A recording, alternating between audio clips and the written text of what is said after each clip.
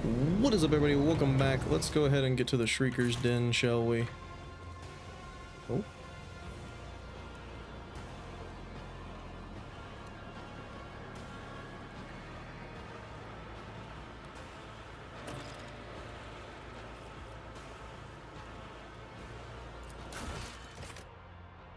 What?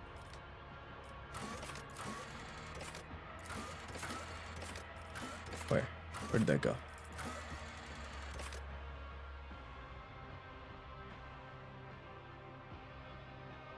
Okay, yeah, let's go to the I didn't get to actually see what was said there, which is kind of annoying. If it turns out that they're going to leave because we helped him, we're going to reload and not help him at all. Must return to the Shrieker's Den, my duty calls. Oh, Gregor, the voices are whimpering. Blood. Rise to the top, or get left in the dust. I'm fine if they kill him. I don't really care. I just wanted extra help. Just in case. Not that we need it anymore, really, but you know. Just in case.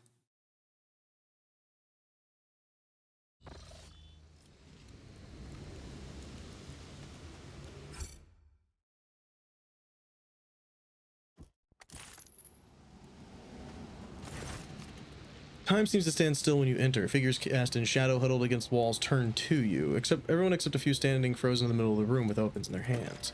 Argenta is panting, but her weapon is steadily trained on Mars high. May thy will fortify my hand, may my faith in thee grant me strength. Wolfar's rumbling, malicious laughter echoes off the lair's ceilings. A nimble pest, aren't you? You could have surrendered without a fight. I would have snapped your neck and spared you torment, but you chose to die more painfully. Mars High, whose armor is dented in a few places, lets out a guttural laugh. What are you waiting for? It's about time we finish our little dance. Mars High lightly brandishes his blades, laughing mockingly in his opponent's face. I can continue dancing with you for a long, long time, but I'm growing weary of your pathetic attempts. What is going on?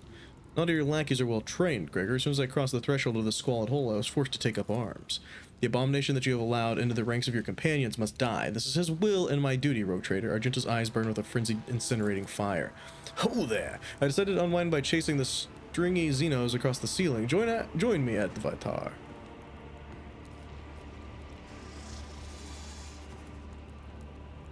And what, the rest of you just stood by and watched? Lord Captain, it's none of my business, but seeing that pasty scumbag get the crap beaten out of him is fine by me.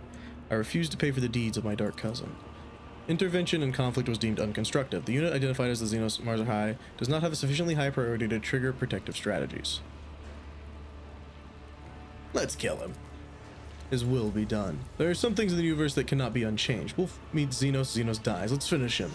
Mars High lets out a furious cry, raising his blades, rushes at you and your companions before you can move.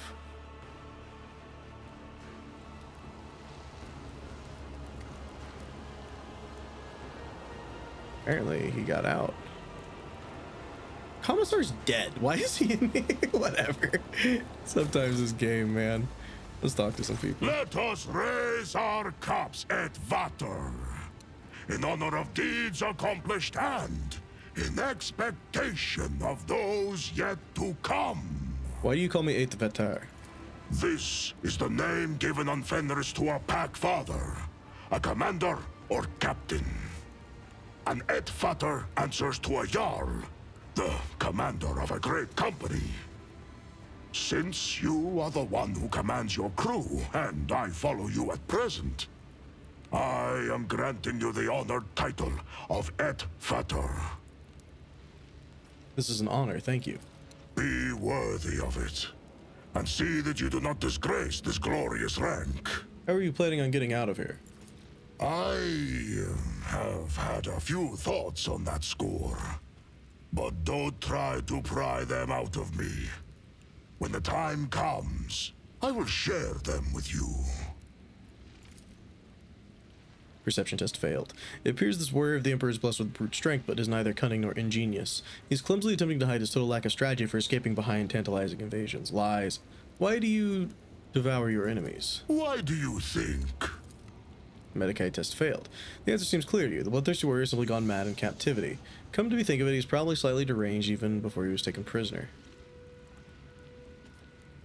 Cast a suspicious look at Alfar. I have some fairly grisly ideas. What are you suggesting? Do you think that being a prisoner has corrupted me and sown within me a foul yearning for flesh? Do not provoke the wolf. you know of the implant called the omophagia? It is one of the blessings the All-Father granted to his Astartes. Nerve nodes that connect the stomach walls and the spinal cord allow me to absorb information from the genetic code of the flesh I consume. I have slain many Xenos and feasted on their flesh. My captors have watched me do it and taken glee in it, while I have been gathering information and planning my escape. Tell me about your brothers, the Space Wolves. Not everyone is granted the right to ask such questions. But you, I shall allow it. What do you want to know about the Astartes from the glorious Fenris? Who are the Space Wolves? Vilka Fenrica.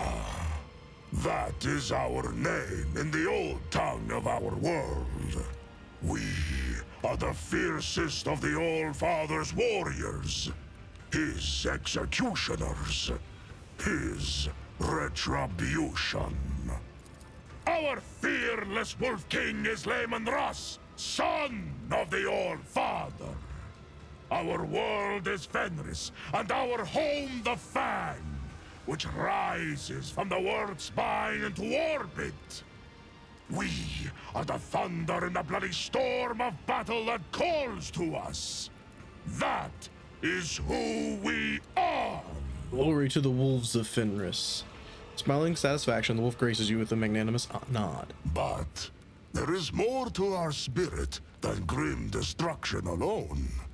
In the Hall of Heroes, we hold feasts the likes of which you will see nowhere else.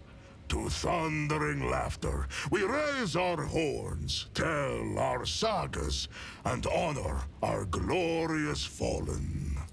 Though the body of an Astartes is built to be immune to the effects of drink, we invented a way around this taboo. The mead we brew can overcome even our blood. It makes us drunk, and makes our feasts jovial occasions. Mead. You can brew it nowhere else but on good old Fenris. No other world is home to such poisonous plants. Fenris, what is it like? Fenris is home. A harsh land of harsh winters and harsh people.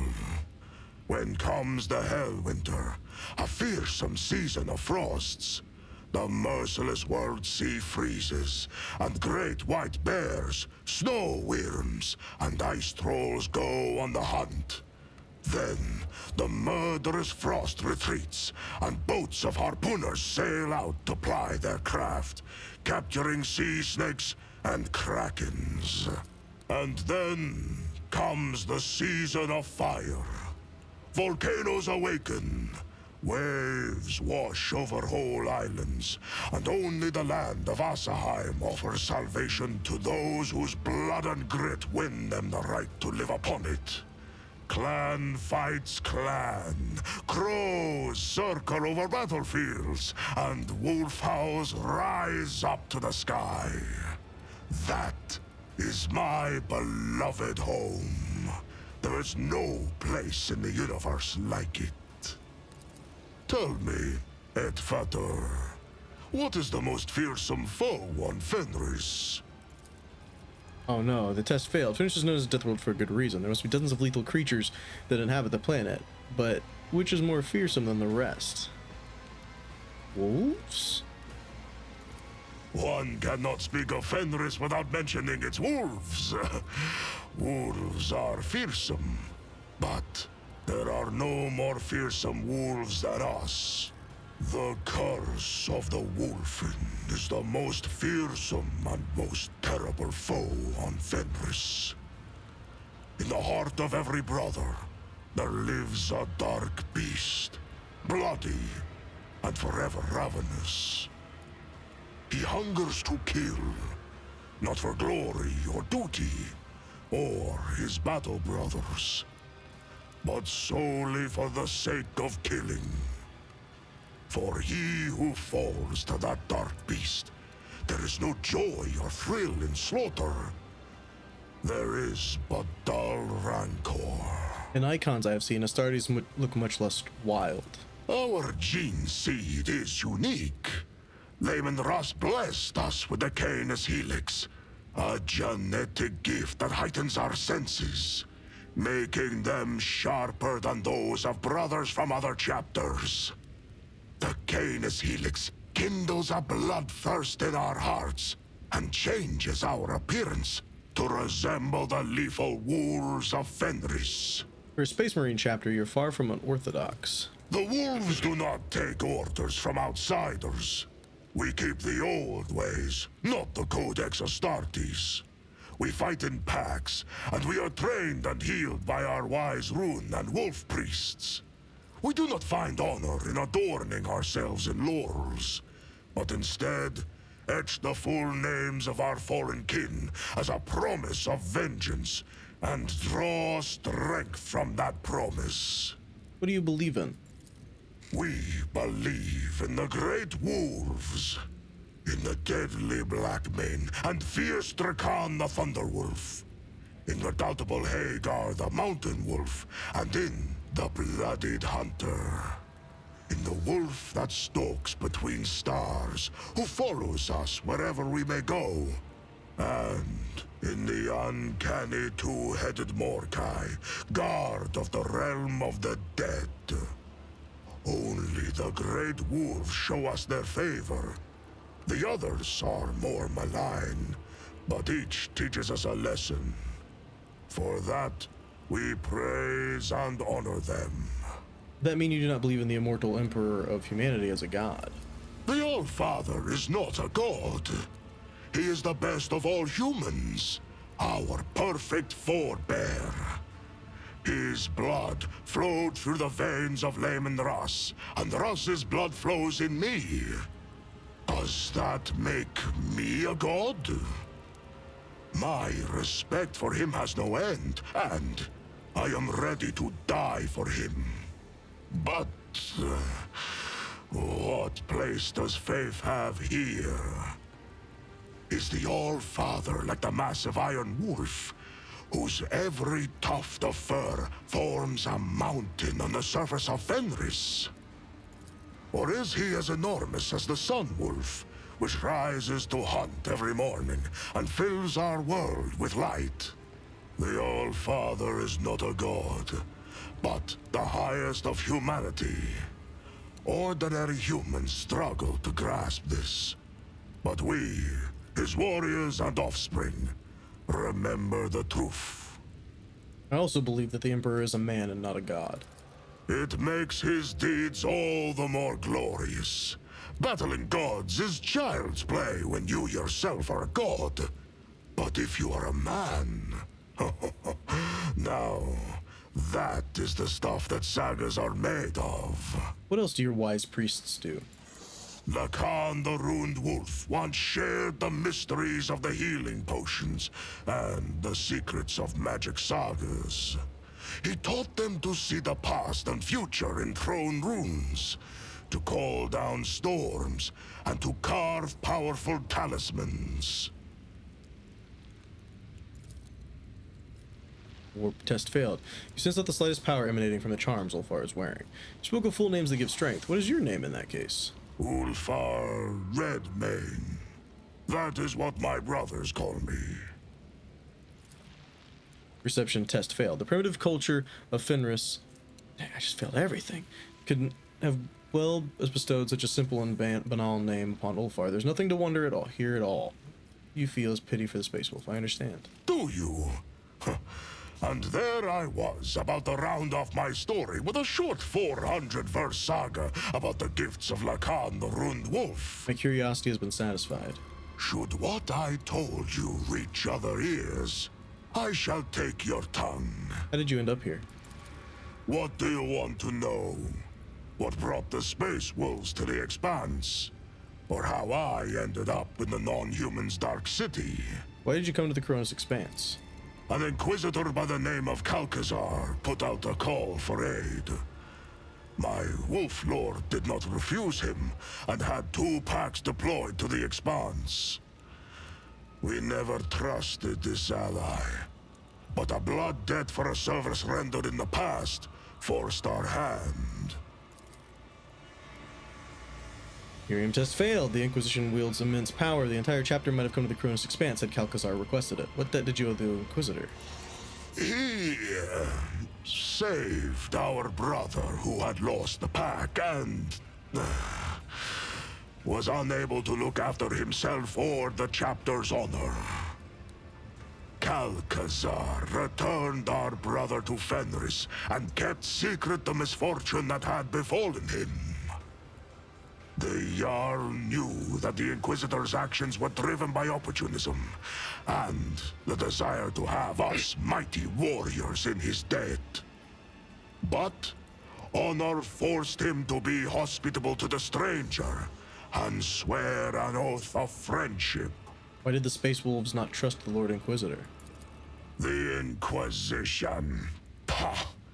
Rats! Scurrying around the Allfather's house and ruling it in the Master's absence. Cowards they are. The last into battle, but the first on any war council. We saw what they were worth in the months of shame. You've never heard of the Months of Shame. It's probably something from Fenrisian history. What are the Months of Shame? An ancient strife. If you do not know of it, then you are not supposed to know. I do not trust Calcazar. He is suspicious. We also decided to be cautious. His words flowed like honey, and he seemed an honorable man. But lies always look like truth, don't they? That arrogant chief thought he could give us orders. But we wolves have always followed our own instincts and hunted in our own way. I wager that boiled his blood. What do you know of Xavier Calcazar's plans and objectives? In warm furs, the old man does shroud his body. In cloaks of secrets woven, shrouds the sly man his plans. To know his dire purpose, swallow not the words of poison, but his gristle. How did you end up a captive? We had gone on a raid for Xenos prisoners and fell into a trap. We had no war machines to support us, and some of our squad were wounded, so we were forced to retreat. I ordered my battle brothers to leave, but I remained behind to meet our guests. I do not know how many of the feeble wretches I slew, but I would have killed even more had their towering piles of bodies not hindered me in combat. They wounded me and captured me. They froze the joints in my armor. When they dragged me to their ship, 2 of my battle brothers descended up the Xenos and tried to free me. An insane plan, but it almost succeeded. Almost. And so there were 3 of us taken captive. And then there were 2. And then I was alone once again. What happened to the other 2? They fell. With honor. Your fallen brothers, who were they? Their saga is one I will not sing to you. You have spilled no blood with them, nor shared with them meat unmulled. Their spirits might be outraged if they knew I had sung of their deeds to a stranger. I'm sorry they died. Yes, so am I. Tell me about your time in Komarok. These are dark days you are asking about, Edfater. Let my keen-edged friend be a witness to the ferocity of my words. I was given to Tarvantius for his amusement in the arenas of Camorra. Astartes are a rarity, and he sent me out there to kill gladiators. living as an inglorious butcher and a Xenos' puppet, I hated it constantly, every moment.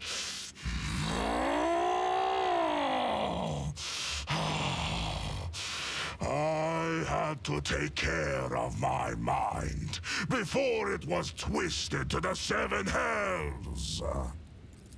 Every morning I made entreaties to the Allfather, and every night I appealed to Russ.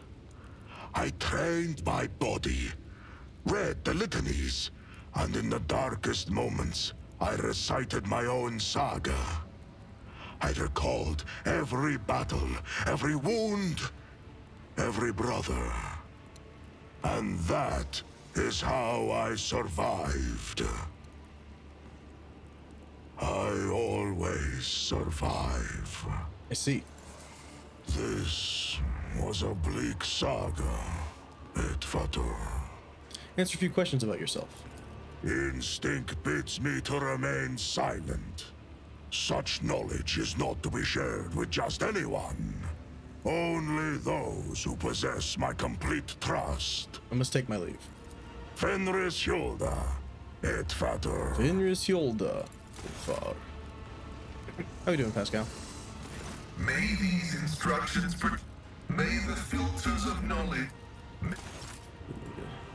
Already talked about all that. Adira, we have not talked to you since we rescued you. Adira paces back and forth, covering her ears, cursing at invisible interlocutors, and sometimes dissolving into pitiful whispers and sobs, seemingly of their own volition. Her trembling fingers pick at the unhealed wounds left by the Xeno device. Adira, you alright? Wait, you're serious? The thing is, Lord Captain, my neighbors from behind the door have come roaring back into my sick little mind. They must have missed me, because they're noisier than ever now.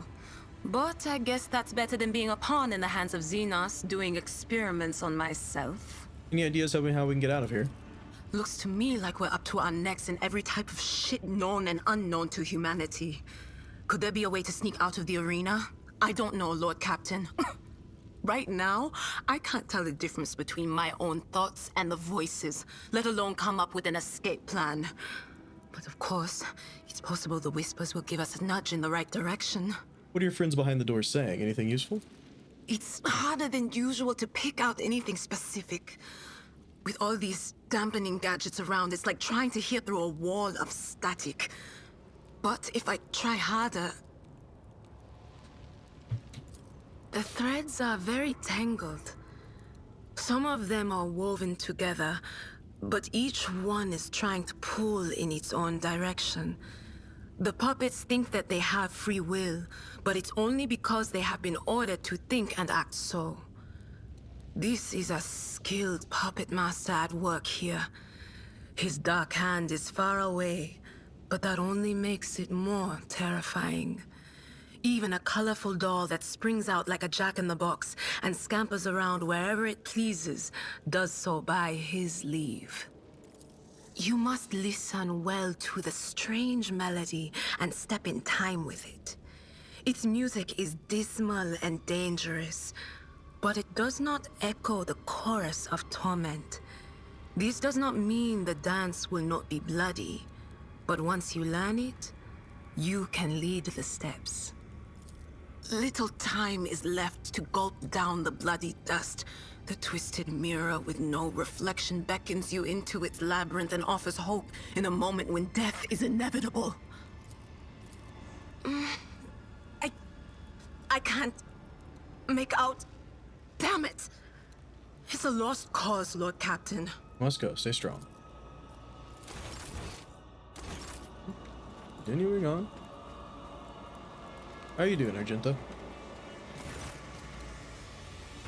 Mate, And Yurlet, how are you? you came back from the dark, Elentark? Unharmed. Gather your strength. So says a butter. Okay. Apparently we still got stuff in here. I thought we had gotten all this, but whatever. Apparently not.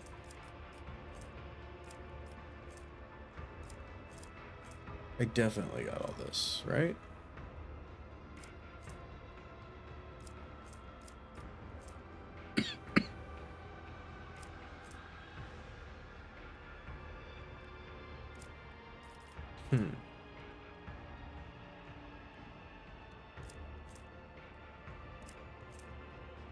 Neat. Take it all. Take it all. Survey the den.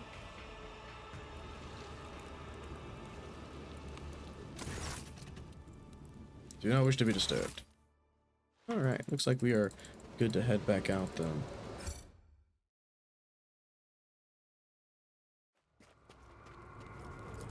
To the streets. Yep, come along now, friends. Level 34, nearly out of our final thing, and then we could get into the last archetype that we can get into, which sounds cool. We're definitely excited to do that. Finish getting these builds rounded out completely, you know. I always have a backup Right, so we plan. should have melted charges now. And also, maybe we can do this now. 15% chance. Ooh. We're gonna sit here and get it. I'll be right back once we've gotten it, though. Hey. Literally the first try. The beggar's corpse is disfigured by bony growths. Eyes, mouths, and tentacles are constantly appearing and disappearing in the ocean of his flesh. It's difficult to mistake warp distortion for the severity of something else. Is there money to be made? Grody.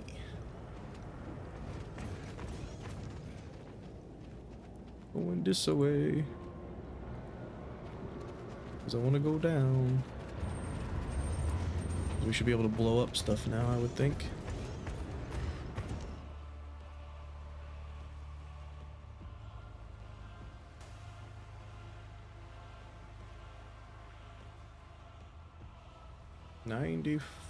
%. Thank you.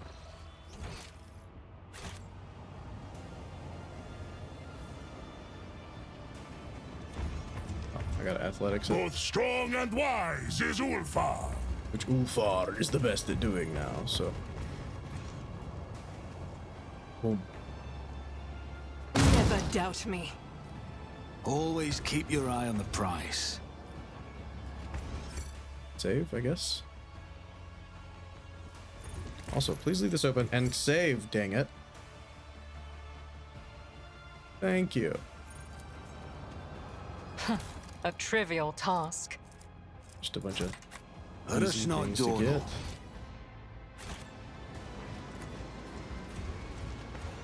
Was that supposed to be a challenge? No.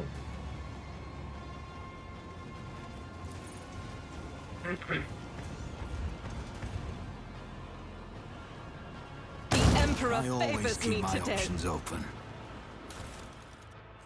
Fencing boosts, agility, parry percentage, melt a charge, riposte gloves. If the wearer is an assassin, it successfully dodges or parries. An attack enemy creates an additional opening. And tactical genius. Whenever the wearer successfully dodges or parries an incoming attack, they gain 10 momentum. That's pretty cool. Yeah, go ahead and get 12 more experience, why don't you? Duty prevails. I always Alright, have a let's head backup out. plan. We'll talk to that loser.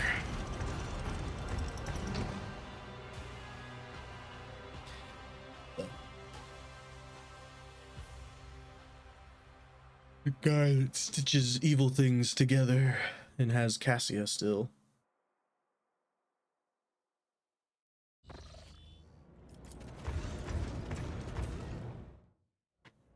Convenient. Keep your wits about you. Alright, let's save before we go in. Never know what's gonna happen in there. What the heck? The rising currents carry the smell of pain, blood, ichor, and failed ambitions. The smells of the dark city. With my wings flung open, I weave a path through the spires like a dark lightning bolt, chaotic and unpredictable in the patterns. To fly is to hunt, and everyone in midair hunts everyone else. Even I, Scourge, Gatheret, Bloodfeather, do not have the privilege of inviolability.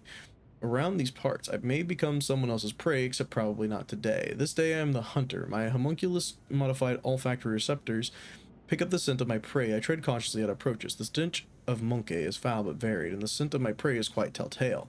A powerful specimen, brash and reeking of blood of others. I descend to the minaret that grows out of the nearest spire and provides me an excellent view. The accelerated reflexes allow me to assess the situation in a fraction of an instant, and it is time. But I still decide to wait to get a better look at the prey. A male monkey, pampered upper caste cub who was fed and equipped to the best of what their race can offer. It certainly arrived to the Dark City recently, the city which has not yet managed to leave a mark of perpetual expectation of doom on its flattened snout.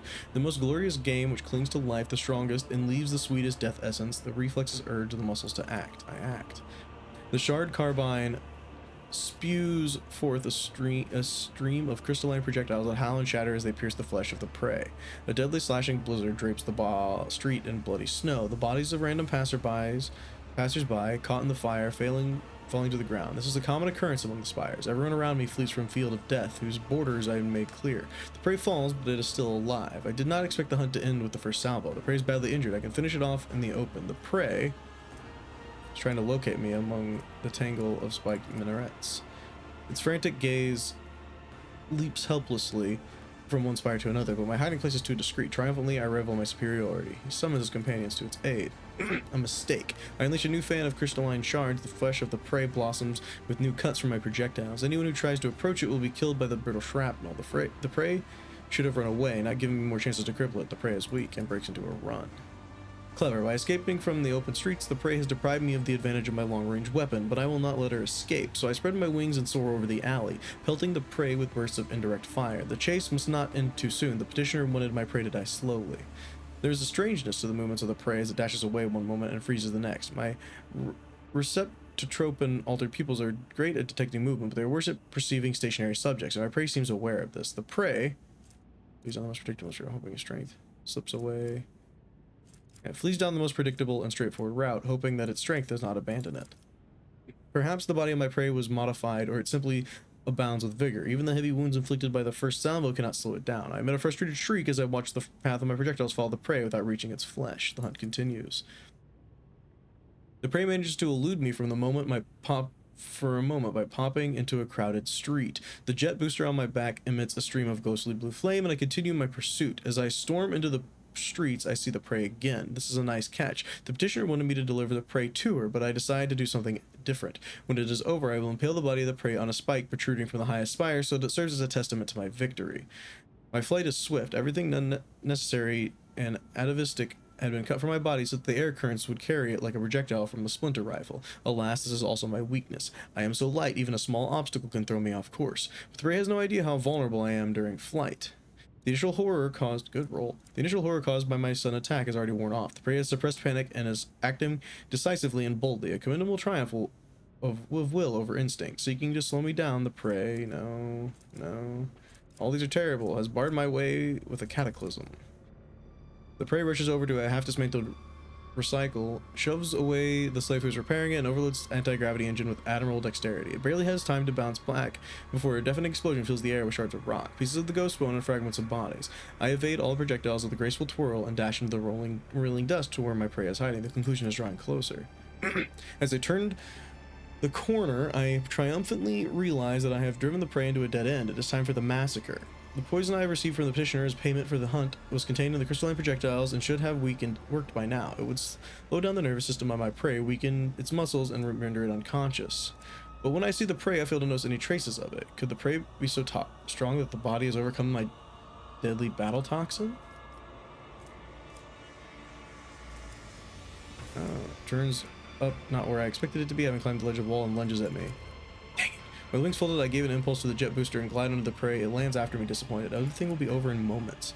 The outcome will be decided in close combat. Wasting no time, my prey and I grasp one another in a violent, furious embrace. Every decision made over the course of this fleeting hunt is being weighed, tipping the scale that would ultimately determine the winner. I am unpleasantly surprised when I realize the prey is aware of my combat style. It covers the vulnerable spots I like to cut open with my monomolecular claws, but this knowledge will not save it from death. The embedded glands spew adrenaline into my bloodstream, and my artificially grown muscles convulsively swell under the porous fabric of my ghost plate. I torment the prey with claws protruding from my forearms and knees, and the prey banks on brute force, trying to break my fragile bones, shatter my joints, allows me closer, enveloping a deadly embrace, and hoping to suffocate me. Yes. More. Pranks on brute force, trying to break my fragile bones and shatter my joints. Powerful blows crush the hollow bones drilled by the crafty homunculus. Their lightness has served me right during my flight, but betrayed me here on the ground. I lose my footing and my body getting softer as a rag. My strength waning, I reach for the shard carbine and shoot my prey right in the face at point-blank range. The crystalline projectile whizzes within a hair's breadth of its face. A crushing blow turns my magnificent weapon to rubble with a mournful crunch. The prey grabs me by the throat, lifts me into the air, and snarls. It seems to know why I attempted to kill it. Would I tell it if I could? About my petitioner, Koronus, the witch, about how insulted she was by the deaths of her fosterlings, the bloodstained proselytes, in the arena at the hands of my prey, how badly she wanted to spite the prey's master, the sour-tempered homunculus Terventius, who would arrange that insult. I do not know, for my throat is crushed and only a faint wail is escaping it. I die. I am dying at the feet of my prey, no, at the feet of the monkey, a humiliating end for one who's earned the status of an apex hunter of Kumarok, through torturous alterations of the flesh and bloody pilgrimage to the very top of the spires. Does it hurt to perish like this? It does. Is it fair? It is. The chaotic burst of violence that bloodied the streets of Kumarok ended just as abruptly as it erupted. Such is the life among the spires. What happened? Well, I'm down here now, eh? Okay, I mean, well, let's loot the boy. And we get Scourge's adrenal glands. Yay! Rise right, to the top. now, Or get left in the where dust. was I? I still want to do the thing I wanted to do before the end of the episode. Let's save again. And here we go.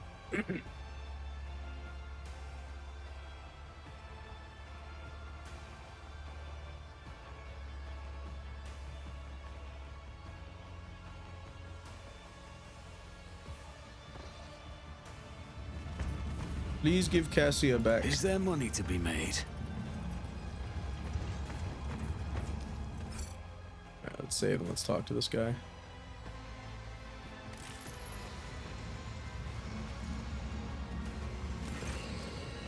Terventius rushes out about the laboratory, snatching up certain tools, vials, and notes. He conceals some of these items inside his own body cavities and then destroys the rest. I have done what you wanted. The homunculus glares at you and roars furiously. This is not what I desire, not to this extent. The cult of fatal thirst craves blood, specimen, your blood, my blood. One must be astoundingly insensitive to the vibrations of the Dark City not to realize it. Why did the witches desire my death?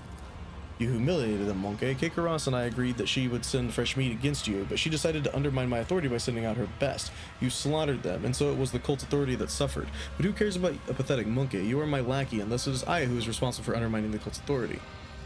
You dispatched me to kill the witches. Are you telling me you did not anticipate such consequences?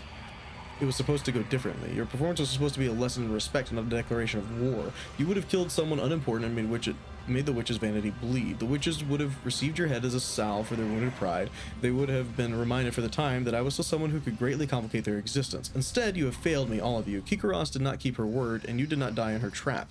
It is all your fault, and the things have spiraled out of control. I don't care about Koronus. You promised to help me get out of here. You hear mockery in the homunculus's voice. Forget the old promises, monkey. This is war. My loyal servants are being slaughtered across the chasm. I cannot take any more away with me, and each of those specimens is far more valuable than you. And so unravel the rotten threads in the tapestry of fate, Owlcat. Here is the true nature of the Dark Ones, a lie hidden behind sweet promises. Having learned from a cruel mistake, I foresaw this outcome. So what's the plan? I will leave the anatomical opera and withdraw to the spire of the reaving tempest. The witches won't dare to settle their scores under the eyes of my patrons, so the Cabal's valuable servant is safe from their ire. As for you, go into the streets of the chasm and die, or go into the arena and try to kill Koronus. Even if you succeed, you will still die. The homunculus mutters furiously and haughtily. I should have stopped wasting time on this idiocy long ago. All those pathetic simpletons did was weaken my focus and distract me from my masterpiece. At last I can devote all of myself to it. So I still managed to ruin you, unholy spawn. Terventius' voice is filled with loathing. Your insight is astounding, specimen, but have you noticed that you are also ruined yourself? Terventius becomes so absorbed in his thoughts that he starts sharing off pieces of his own flesh with his scissor-like claws. Enter the arena. The succubi will not pass up this chance to gut you in front of an audience. If you could simply wound Koronus, it would give us both enough time to escape. For that, I will be willing to sacrifice the deadliest and most valuable specimens in my collection.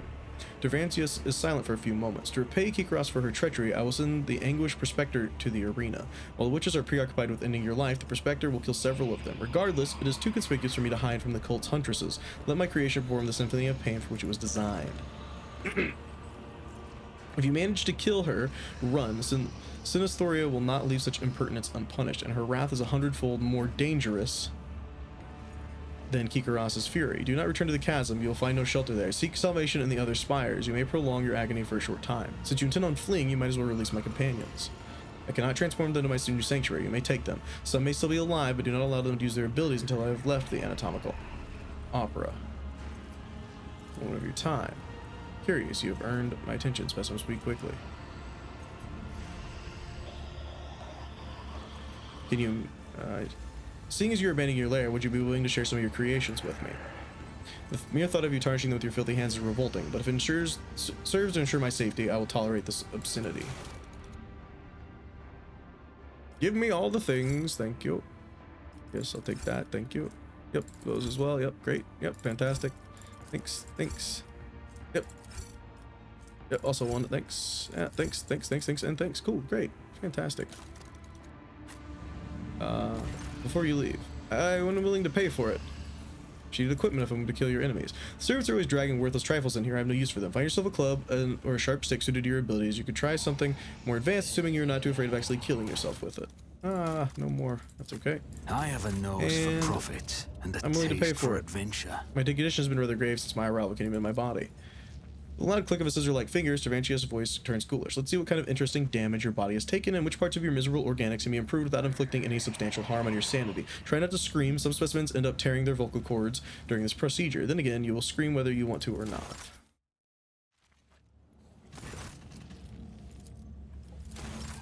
Healed everybody up. Nice. You brought me nothing unworthy. Speak about member. Well, let's take my leave.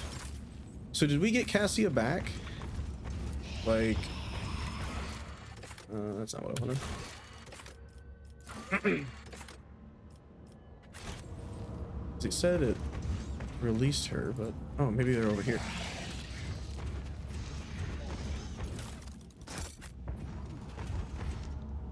Where's Cassia?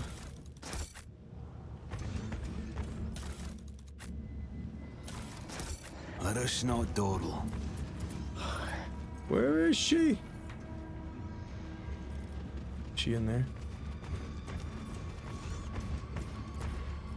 Thick walls of the container were clearly designed to hold something I extremely always dangerous. keep my options open. Executioner, engine master? Storage device is locked and sealed. Cassia's in here, right? She has to be. Cassia!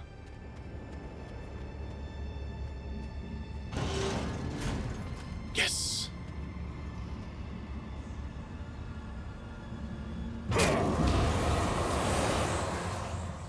At last I feel something. You see horror and confusion in Cassia's wide open eyes. Her face, neck, and hands are gruesomely scratched, and sticky blood is dripping from the tips of her claw-like fingernails. Ah, why are there so many of you at once? Red, black, violet, scarlet, yellow, dark maroon. Away with you. Stop swarming my thoughts. Cassia clutches her head again, this time covering her third eye, but you can already feel the breath of the warp coming from its gaze. Gregor, I cannot control it. The powers flowing through Cassia's fragile body make your head spin and your hair stand on end. Your body is burning as if you've been doused with a vat of molten plasteel, and your head is teeming with strange whispers, shadows, voices. Every breath is a struggle, as though something is scratching at your insides, trying to claw its way out of your chest. Your gorge rises. You have survived being exposed to the Navigator's open eye, but will your body and mind be able to hold if it occurs again?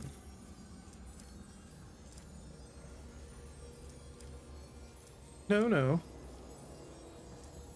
All is well, my lady. You can defeat this, and I shall stay by your side to help however I can. Oh, you actually did it. Nice. Cassia struggles to focus her eyes on you. An unfamiliar expression is imprinted on her pale, gaunt face. One that is stern, confident, and imperious. Is the same expression you saw in Theodora von Valancius's face when you first met her. You do not even believe your own words. Look at me. Look, I'm an abomination, a monster. You know what must be done with monsters. An eerie chill runs down the entire length of your body. It is a feeling you forgot, but recollection swiftly follows. Someone else's turmoil and emotions, and a will that is not your own. This crushing wave is about to consume you. Willpower test succeeded. A haze of anger, despair, and fear smothers you like a burial shroud. This is not the first time you have had to deal with a surge of foreign emotions assailing your mind. You wish you would die here and now. No, you wish you had never been born in the first place. You summon your will and push away the thoughts as though fending off a sword thrust, and Cassia's feelings dissipate before they can latch onto you. You had to rein in your gift before. Try to remember how you did it then. I will try. She takes a deep breath and straightens her shoulders. Her pale brow furrows. Rivulets of blood run from her nose and eyes, but Cassia fights to bring her powers under control until her body jolts as if electrocuted. You know, when darkness envelops you, it takes everything away, leaving no sounds, no smells, no solid footing. Darkness devours every color and tries to make its way in, every color I tried to create inside. Darkness is withering, it swallows the colors, it chews and consumes, but when despair has overtaken me completely, I could sense I was not alone in the darkness. Someone else was with me, someone intangible, cold, and colorless, and that realization ravaged my sanity all the more. When the capsule opened, my mind was drowned in grimy shades of crimson and umber and black, and I am going barmy, Gregor. I thought I could harness this power, but now you must end this, for my sake and for your own, and for that of all that we have shared. If you do this, I shan't object at all. Cassia closes her eyes, unable to bring herself to meet your gaze. Her tremors subside for a brief moment, like a resigned victim going still in anticipation of the executioner's axe. Frigid heaviness hangs in the air. Your entire being implores you to run quickly now. Hold her and kiss her. Don't you ever think of leaving me, Cassia. I won't let you go. Cassia freezes, startled by your touch. Your lips join together in the bittersweet kiss that tastes of blood and tears. You see terror in her wide eyes, but then her body relaxes, and her eyes close along with the navigator's eye. She reciprocates slowly, uncertainly, gently. Please no more. I cannot breathe. I fear I may faint. I fear that if I were to let you go, you might want to disappear again. No, I shan't leave, I promise. Cassie is not trembling anymore. Instead, she clings to your chest and rests her head on your shoulder. You can feel her heart pounding in a measured, sweet, and calm rhythm. Oh, Gregor. Taking an awkward step back, Cassia gingerly covers her third eye, as if afraid that she might unleash her soul's tempestuous powers upon you once more. You risked your life to save me. For a rogue traitor, the ruler of a great dynasty, it was utter lunacy. It was irresponsible. Cassie's brow furrows indignantly, but her eyes are full of pain and despair. Your protectorate, your billions of subjects, they could have lost their sovereign in a blink of an eye. Yet you, what were you thinking?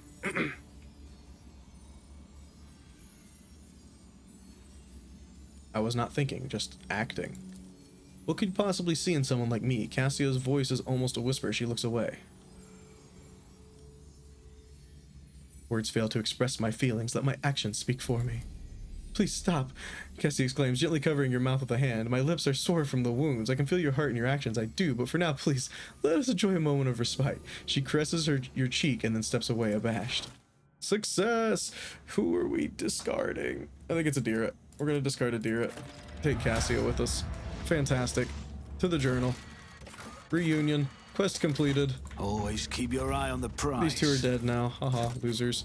Alright. That's gonna do it for this one. And no, I'm gonna level her up, equip her, and then I'll end the episode first. Alright, one second.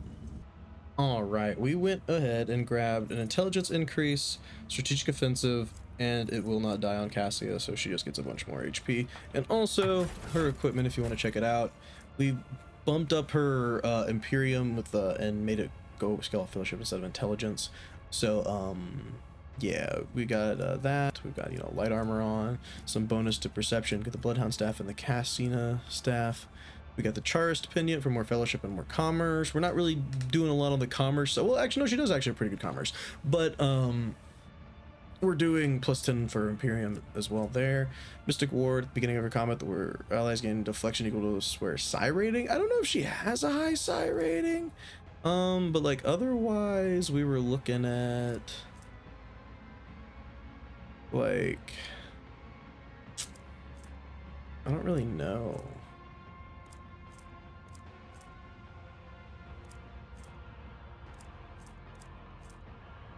Maybe this?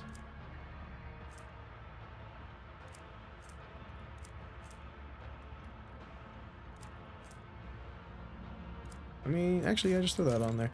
And then she got the gloves for persuasion, the cloak for persuasion, and the boots for more dodge for every psi power used. And that is going to do it for this one, guys. I will see you all in the next one. Peace.